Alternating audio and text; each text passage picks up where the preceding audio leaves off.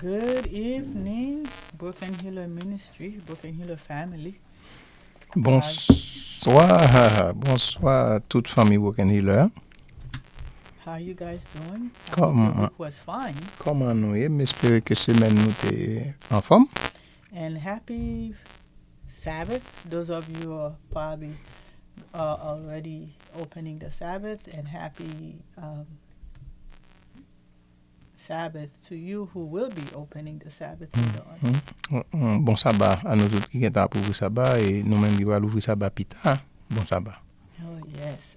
Today is Physical Friday.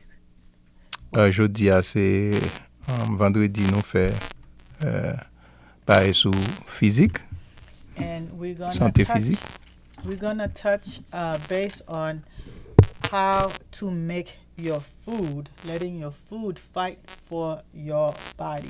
Et nous allons parler à soi un petit classe de comment pour manger ou manger au bataille pour corps. Yes, so we naming it "Let Your Food Fight for You." Nous bal titre quitter manger ou en bataille pour. Yes. So before we get started, we will pray. We won't be too long, but we'll pray, and then hopefully this will be a very, very helpful for many of you. Non pas trop long, mais nous espérons que bagay ça est capable réellement aider ou. All right. Tonight we'll concentrate on diabetes and depression. Aswe on a concentré sur diabète et dépression. And we'll give you some food on that. On that. N'a bon quelques manger Of what to sur ça. eat Qui ça fight pour manger? these. All right, but before we get started, let's pray. On va nous aller plus loin, nous prier. And of course, before we pray, if you have not invited someone, now is the perfect time to do that. Comme nous toujours fait, sous pot quoi inviter monde qu'on y a assez temps qui plus propice pour faire ça. And of course, you need to like the video and say a comment or share the video. That helps us with the algorithm. Partager, ben nous on like, ça aider avec algorithme. And even if you say hi, it helps. It let the channel, the YouTube channel, knows that hey, people are interested. Même si c'est bonjour dit, quel que soit geste ou faire, et la permettre que YouTube ouais que les gens qui est intéressé, la aider avec. All right, so let's pray. Nous prier. Dear Heavenly Father, we want to thank you so much for this week. Thank you for the Sabbath. Thank you for being with us. Thank you for guiding us. Thank you for protecting us. And tonight, we're going to talk about how to be healthy in a physical way. So we're asking you to please continue to be with us. There's so many people who are sick. They are fighting diabetes, high blood pressure, overweight. You name it, they have it. So we're asking you to please help this to be able to reach so many people where they could find help, because you have put those in nature. We love you. We cannot wait to be with you. In Jesus' name we pray. Amen. Amen. All right. So, excuse me.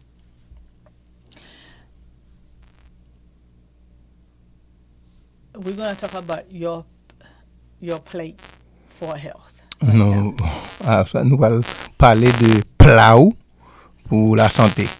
So healthy food is any substance that you consume to provide growth. Manger qui va bonne santé, c'est n'importe ça ou consommer qui faut grandir. To repair, to energize, or give you nutritional support. Pour réparer, pour boire énergie ou bien pour boire support nutritionnel. And that can be whether it is plant-based or animal. Donc, les capable basé sur plante ou bien manger viande. But we will concentrate on the plant-based. Mais on a concentré sur manger, ça basé sur manger plante.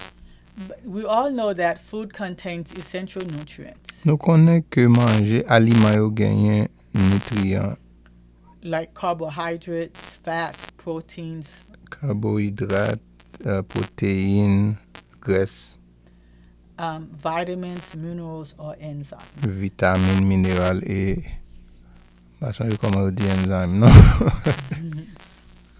cannot help you with that. Okay, so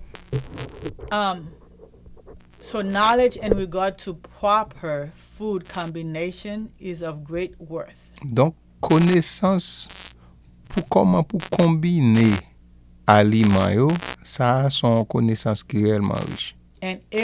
And is to be received as wisdom from God. Donc nous devons recevoir c'est comme si sagesse dans mes bon Dieu. And that's coming from Counsels on Diet and Food, page 109. Nous joignons ça dans conseil sur la nutrition, page 109. And that section continued to say that when too many varieties of food are eaten at one meal, Section ça continue pour le dire quand en pile en variété de manger observé dans même repas à prendre, it causes confusions in the stomach and delay digestion. donc li cause confusion dans système digestif ou et dernier bail là It delay digestion. li faut digérer, li prend retard pour digérer manger. And different enzymes are required to break down the variety of foods. Différents enzymes requièrent pour capable craser ou bien casser manger, ou bien digérer manger. And digestion can take longer than usual. Et indigestion capable plus longue. Digestion manger. Digestion manger capable plus longue que j'en l'habitué. And when food is delayed in the stomach, Les manger en retard dans ventre nous, it begins to ferment. Il commence à fermenter. And the blood becomes impure. Et sang vient impur. And that's why disease follow. Et c'est comme ça, oui, maladie suivent après. So you may eat a variety of food, Donc, vous pouvez manger une variété de manger, but within the same family. mais dans la même famille. For example, Par exemple, cruciferous vegetables family. Like bagaki let's say tant que cresson, collard green, white or red cabbage, Chinese chou, cabbage, chou chinois, cauliflower, broccoli, Brussels sprout. brocoli. You notice all these they kind of look almost the same. Notez tout manger ça nous citer a yo semblé. So those are one family. Ça c'est une famille. And sometimes you could eat like one of them, but it's one family. Ou ka manger différent nan yo, mais c'est même famille. Yes. So the stomach treat it as one kind of food. Donc l'estomac ou traiter le tant que yon seule sorte de manger. So that makes it easier for digestion. Donc il fait ça plus facile pour digérer, pour digestion. So Council on Diet and Food says do not have too great a variety at a meal. Donc conseil diète dit comme ça que puis gagne trop variété de manger, l'autre manger. So 3 or 4 families on your dish is plenty. 3 ou 4 familles manger yo, ça assez. And Ça at suffit. the next meal you can have a change. Et dans l'autre repas pour journée, ou ka changer ça. Okay, so that the stomach should not be compelled to take the same kind of food meal after meal. Donc pour ou pas forcer ventre ou bien l'estomac ou pour prendre même manger à manger chaque repas même bagay là. So you can't eat spaghetti and then rice, which is one, Même femme. The same family, like spaghetti in the morning, rice in the afternoon. Donc ou pas ka manger spaghetti dans matin après ça manger du riz à midi. So you have to mix it up, okay? Donc faut mélanger. And we have to remember, we say that plenty of time, that drug never cure disease. Nou di sa an pil, medikaman pa geri maladi. They only change its form and location. Yo jist chanje form li avek lokasyon. And Helpful Living, page 243 says, Nan liv ki rele koman pou viv nan la sante ya, when drugs are introduced into the system, li di le medikaman introdu nan sistem lan, for a time they seem to have a beneficial effect. pou an tan yo semble yo benefisyer. A change may take place, An chanjman ka pran plas, but the disease is not cured. men maladi ya i ba geri. And you all know that. You know, those of you who are diabetic, Nou tout kon sa, nou tout ki diabetik surtout. once you are prescribed a prescription, Le yo preskri non preskripsyon, they either they increase the dosage yo monte dosaj la, or they add to it. ou bien yo adisyone la dan. And once you start, you never finish. That's why you could see someone have a bucket Lo komanse ou ba hem ka fini. Se ak fe nou ka an moun, gen kek moun ki gen an bokit of medicine medikaman that they take, ke yo pran. because now not only they're increasing the medicine, Non selman y ap augmente medikaman, and that one medication has side effects, so they have to give you another thing to counteract that side effect. Yo medikaman, yo oblige bon lot pou medikaman ap pran paske il gen efè sekondèr. And that one for that side effect has another side effect, so you have to have another one to counteract that, the other side E effect. sa ou pran gen efè sekondèr, fò pran lot bagay ki pou geri sa, e pi pou lot bagay ki pran pou gen. Donc, son sikl. So you could imagine why you have 20, 30 medication Ou ka imagine pou ki so gen 20, 30 medikasyon, until you die. jiska sko moun. But God is trying to tell us something, Men, bon Dje ap ese di nou yon bagay. that you could have your food fight for your health. Manje ou ka batay pou sante ou. Pou. Okay, so let's see. The first thing I want to tell you is that we need to go ahead and hold on. Let me see what I want to talk about. There's so many things. Jam gade sa pou mpran la. An pil bagay. So we want you to try to eat Nou vle pou ese manje, either 2 meals or 3 meals a day. soit 2 ou bien 3 repas par jour. I know some of you, some people snack 24/7. They're always eating. They say Gen moun ki konstamman ap manje entre le repas. you really are supposed to eat and then let at least 4 to 5 hours pass in between meals. Donc, ou ta suppose manje, apre chak repas, fò ta kite au moins 4 à 5 heures de temps entre repas yo. And the only thing that you could eat or drink Sel bagay ou ka manje ou bien boire, is water. c'est de l'eau. Okay? So, nothing should come in between meals, because that's No. why that fermentation happens. An yen pa dwe veni entre les repas, c'est ça qui fait fermentation rive. Mwen ka pose question. Yes. What about on dessert? Tanko, if I finish eating and then I eat a mango, donc di dessert. So est-ce que ça considéré comme Well, it would depend if the meal that you ate had vegetables in it, il dépend si mange ou te manje a gen végétal? then you cannot eat fruit Donc ou pa ka in manje that same fruit. meal. Non, So the même next meal you repas could ça. eat your mango. Nan l'autre repas ou ka manje mango a. Yes. Okay. So you cannot mix. That's what it's saying. Eat the no more than 3 to 4 kind C'est ça que fait ou di se pou Also, manje 2 ou of 3 the sortes family. Yeah. de même famille. So your food should have, certain portion of each, and certain Donc, having your nuts. and repas ou stuff pour like that. ta dwe bien proportionné. Yes. So the first thing you need to do is to enjoy your complex carbohydrate. Donc, premier bagay ou gen pou fè, c'est pour prendre plaisir dans carbohydrate yo.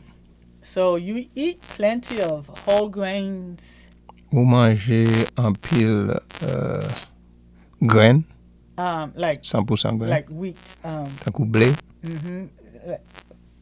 fiber-rich food manger qui gen pile fibre, like beans and brown rice tant que pois avec and legumes. du riz marron, légumes.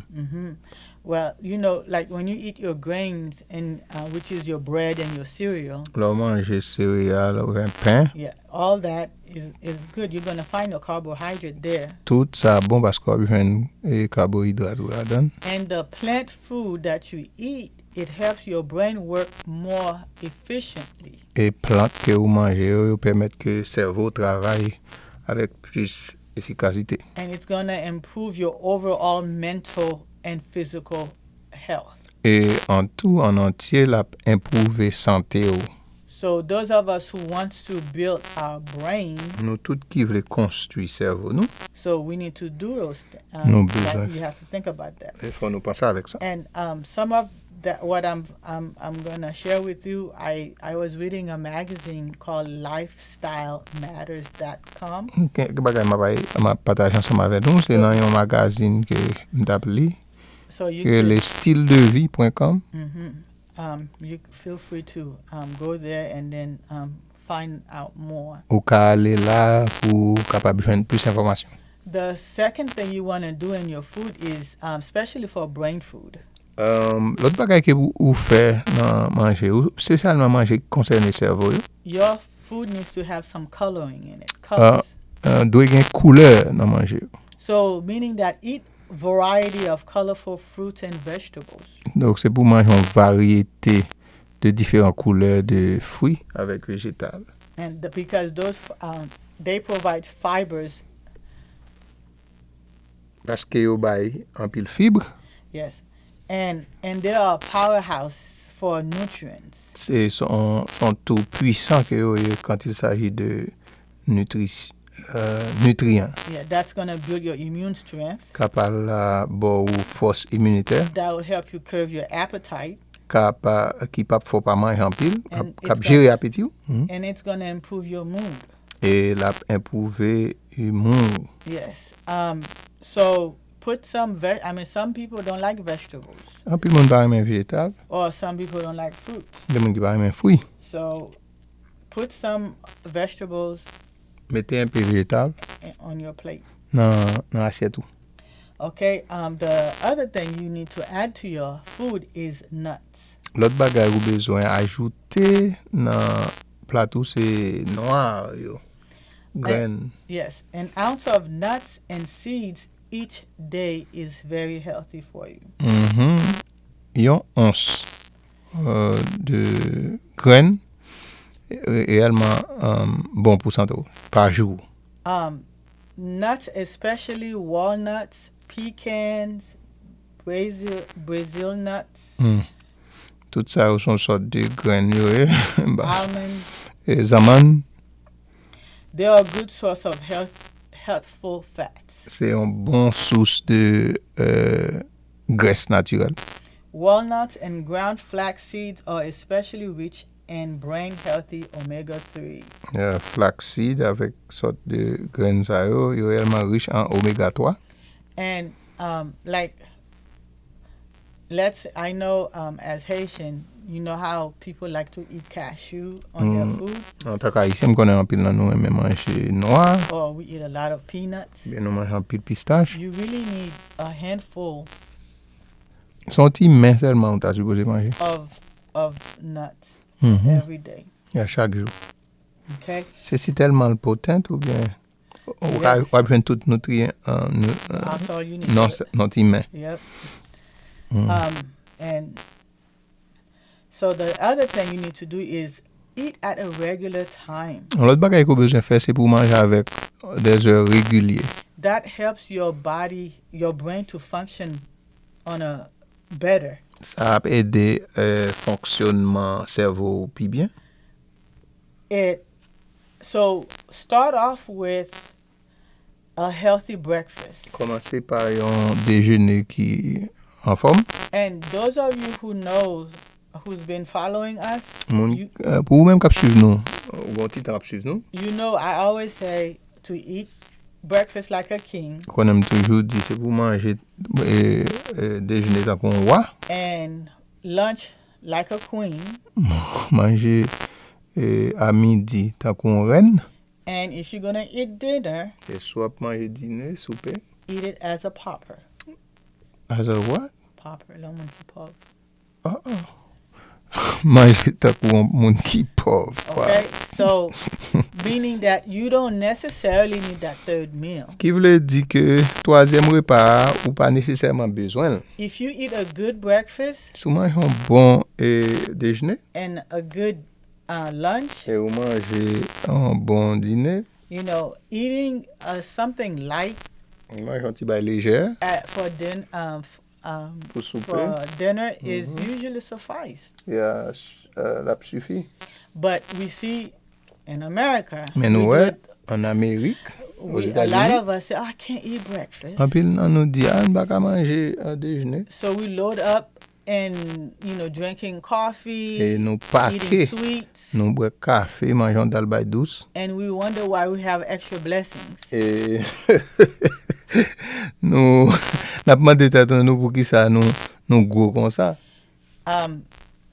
And we eat a big meal at night and then we go to sleep. Et puis nous mangeons gros repas le soir après on aille coucher. It should be the opposite. And then your stomach L'état- never rests because it's digesting the food constantly. Yeah, l'état doit opposer sans s'opposer à parce que l'on mange comme ça va le coucher, l'estomac ou pas arrêter en paix même parce qu'il a digéré, il a travaillé pour toute nuit là. And of course, in the morning, you're not going to feel hungry. You're going to feel tired Et dans matin, l'on levé, ou fatigué because your stomach didn't take the rest that it needed. parce que l'estomac n'a pas prendre repos qu'il a besoin. Now, that's why you think that you need that coffee. C'est ça qui fait ou penser que ou besoin café ça. And then you become addicted to it. And when you don't have it, Après you ça, become irritated. And then one oui. problem after another. Ou vin gen addiction avec lui et puis ou vin irrité, c'est un problème après l'autre. So,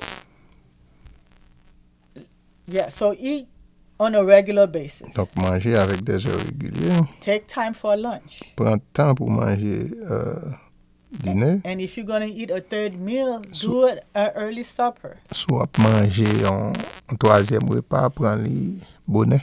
And when you eat at a regular time each time, L'on manger avec à même lait à chaque fois. your blood sugar, Euh, sucre, niveau sucre dans sang, your hormones, hormones yo, and your appetite tout appétit ou, is more balanced. à balancer plus. And when you have regular meals L'on gagne un repas régulier, That help you- régulier, that help you manage your stress. ça aide pour gérer le stress. Okay, so let's say if you have if you're going to eat 2 meals a day. On nous dit on va manger 2 repas par jour. So if you get up usually at 5 a.m. in the morning, Soulever à 5 heures du matin, par exemple. okay, so from 5 to 6 you're doing your devotion. Donc 5 heures à 6 heures, fait dévotion. Between the hours of 6 and 7, Entre 6 et 7 heures, you on exercise. fait exercice. And then between during that time, you exercise, you prepare your food, Dans le ça, vous faites exercice, vous préparez manger. okay? And then between 7 and 8, you eat your breakfast. Entre 7 et 8 heures, manger déjeuner. So, and then you take a 15 to 30 minutes walk. Après ça, vous font marcher pour 15 minutes. We call that the digestive walk or digestion walk. Nous dit son marché qui est de digérer manger. So, and then between 1 and 2, Entre une heure et 2 heures, then you eat your lunch. vous mangez dîner. And you go again for your digestive walk. Après ça, on va le marcher encore pour aider à About digérer. 15 to 30 minutes. 15 à 30 minutes. And then in the evening between 7 and 7:30, Dans la soirée entre 7 et 8 heures, you do your devotion. après dévotion. And then you get ready for bed by 9:30. Après ça, bonne 9h30 ou préparer quoi pour dormir. Right? If you have to eat 3 times a day, because some of us are, depending on the type of labor that you are doing, Si ou pas gagné pour manger 3 fois, gagne un peu dans nous, il dépend de qui sorte de travail nous gagne. and it depends on if you're, if you're a man and you're working out, you're doing stuff, you need at least 3 meals. Yeah, si son garçon appelé faire ou a besoin 3 repas. So you don't need to be in the extreme, like you have to eat 2 meals a day or besoin else you're sinning. On va besoin dans extrême là, vous dire c'est pour manger 2 repas par jour sans ça va pécher. Okay, so let's say you wake up at 5 o'clock. On doit lever à 5 heures. So your time for devotion is between 5 and 6. You have to have that time with God. Donc, c'est pour une dévotion entre 5 à 6 heures. Donc, il faut gagner temps ça à bon Dieu. Okay, between 6 and you are now doing your exercise and then your food preparation. Entre 6 heures, on fait exercice ou préparer manger. So, and then you would eat your breakfast between like 6:30 and 7:30. Manger breakfast entre 6h30 ou 7h30.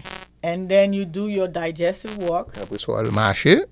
And then between 12 and 1, entre midi et 1 heure, you eat your lunch. on manger midi. And then you do your digestive walk. Après ça, on va marcher encore. And then supper is between 6 and 6:30. Et souper entre 6 à 6h30. And it's encouraged for you to have another 15 and 30 minutes. Donc, of encouragé, c'est pour faire l'autre petit marché encore pour 15 minutes. And then your devotion, of course, and then you're in bed at least by 10. Vous faites dévotion encore. Après ça, 10 heures du soir, on n'a pas Okay, so you remember that you cannot, at least 2 hours must pass before you go to bed. Donc, après fin de manger, After Donc- like your supper. après souper, 2 heures de temps doit passer avant de le coucher.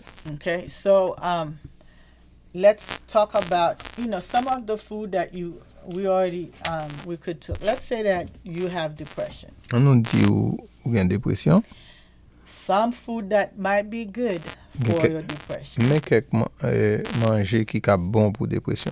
It's peanuts, Pistache, because peanut contain folate, which is essential for the normal function of parce the nervous qu'il y a system. une série d'ingrédients qui sont bons pour le système nerveux.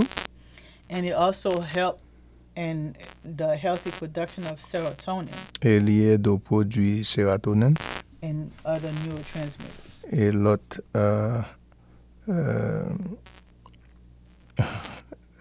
neuro qui transmettent signal dans le cerveau. So, like if you're making a smoothie in the morning, add some peanut in it. Donc, soit pour un smoothie, mettez mon baladin. Okay, so you could, like blend some milk, some Okay. non-dairy milk. Blender lait. Let's say if you eat banana, 2 bananas. If you don't, So- do something else. So manger like fig me, I me. can't eat bananas. Ou ka mettre des figues mi. And then put a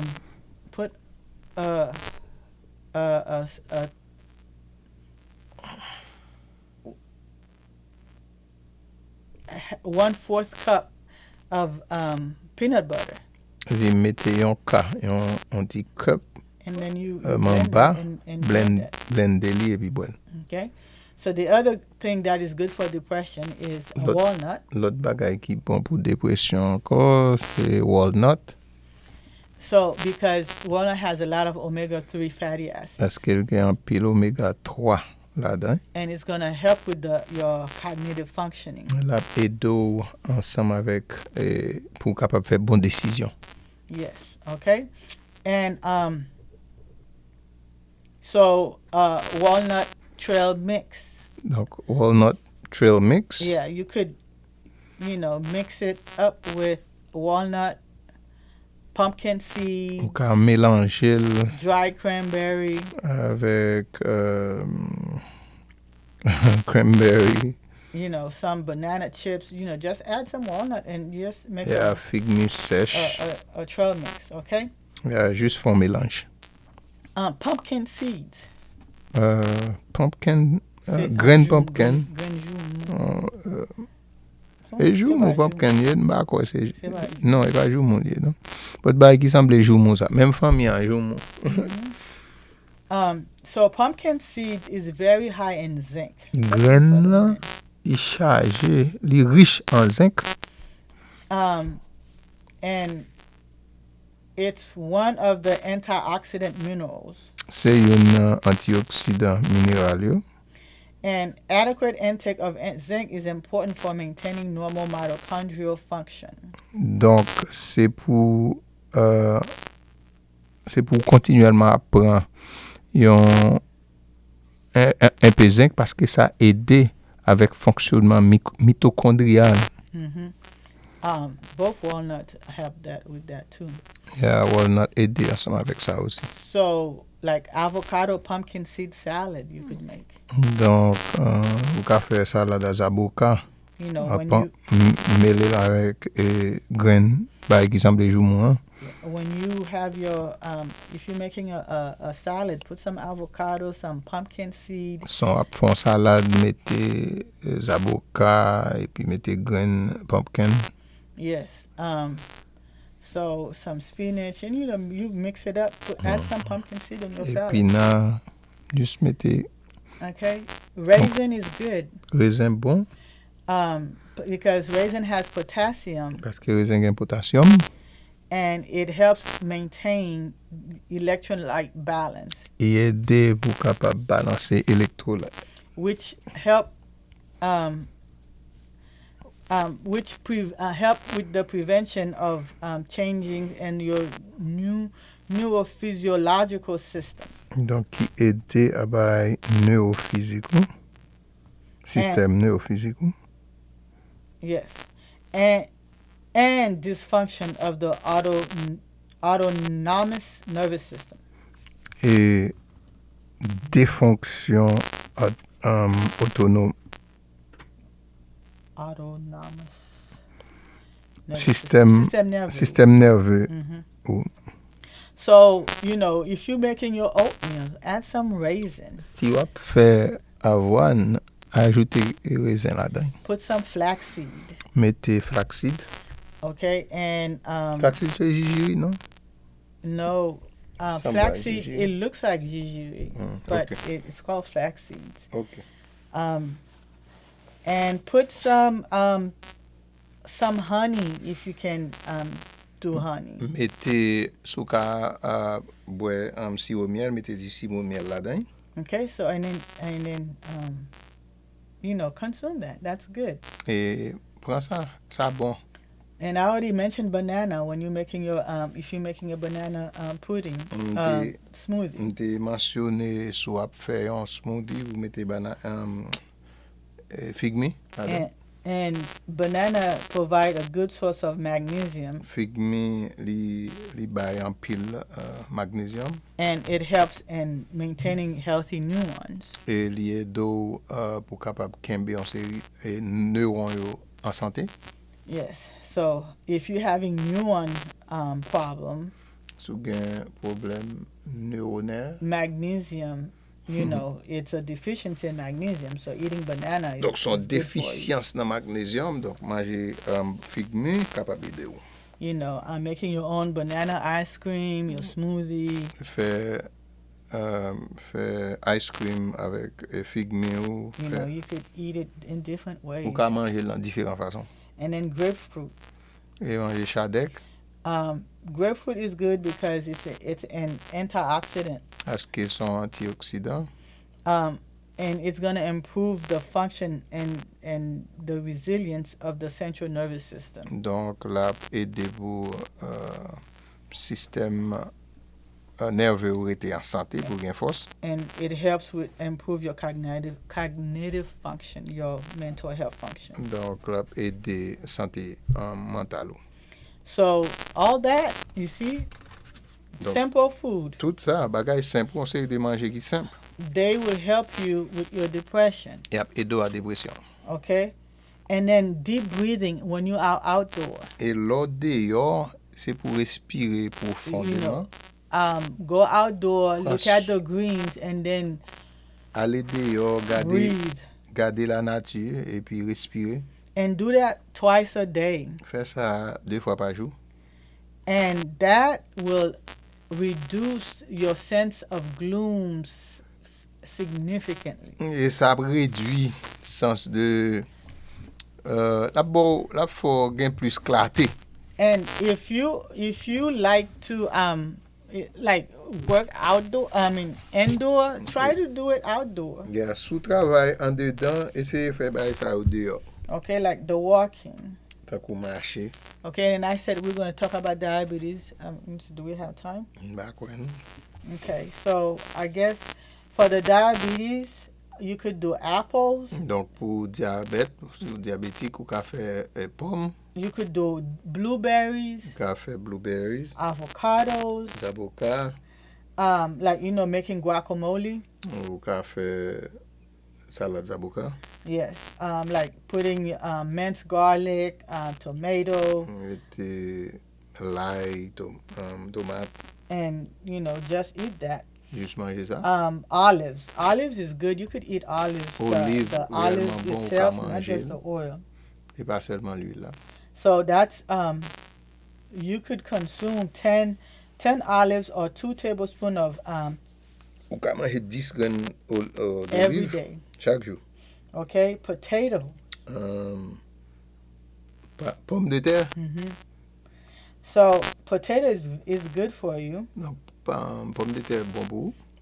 Perfect when it's baked. Donc li parfait là au boucanin. Okay, so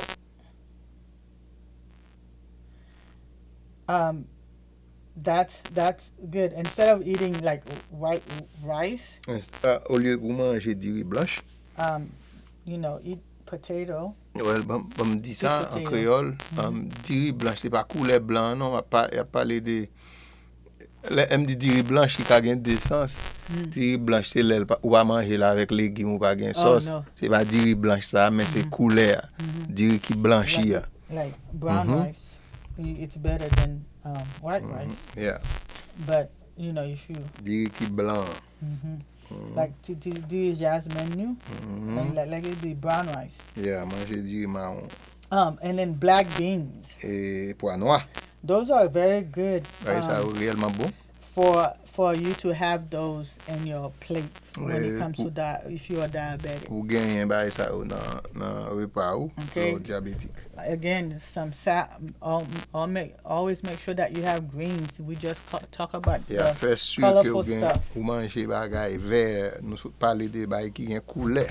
And you will notice not only you would lose weight, et wap noter que wap perdre poids, wap contrôler diabète ou. You control your mental health, your depression. Et dépression, santé mentale ou wap contrôler ou. And your brain will be healthier. Et cerveau ou en plus bonne santé. All right. I hope that was helpful to you. Nous espérons que ça t'a aidé ou. And you could help someone. Ou ka aider un monde.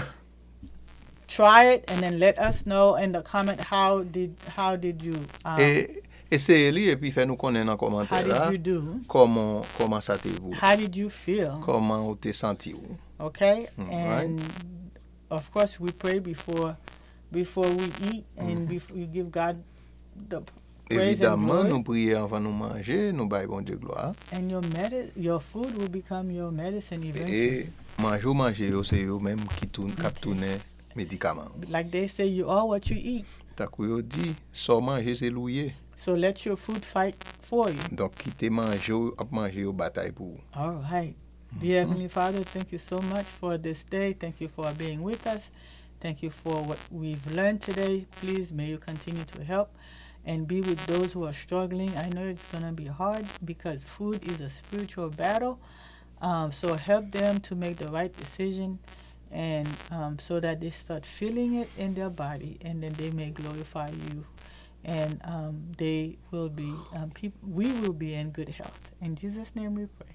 Amen. Amen. Amen. Amen. Amen.